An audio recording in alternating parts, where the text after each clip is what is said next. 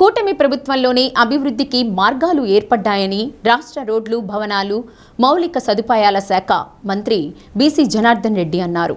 కనిగిరి నియోజకవర్గంలో పలు అభివృద్ధి కార్యక్రమాలను ఎమ్మెల్యే డాక్టర్ ఉగ్ర నరసింహారెడ్డితో కలిసి మంత్రి ప్రారంభించారు.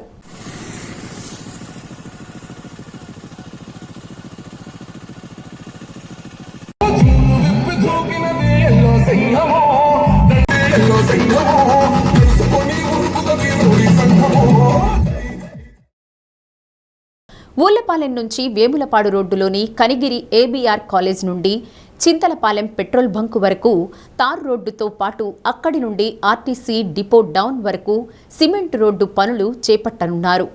ఒకచోట కల్వర్టు పనులకు ఎన్హెచ్ అప్డేషన్ 4.80 కోట్లతో నిర్మాణ పనులను ప్రారంభించారు.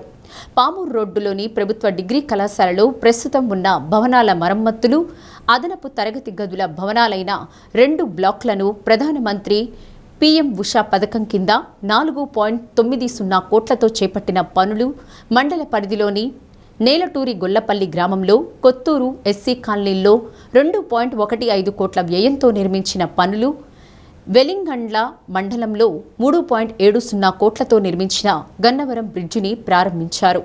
పార్టీ నాయకులు వివిఆర్ మనోహర్ రావు, దొడ్డ వెంకట సుబ్బారెడ్డి, పిచ్చాల శ్రీనివాసులరెడ్డి, కుందూరు తిరుపతి రెడ్డి, కొండా కృష్ణారెడ్డి, ఫిరోజ్, నారపరెడ్డి, వెంకటరెడ్డి, సద్గురుమూర్తి పాల్గొన్నారు.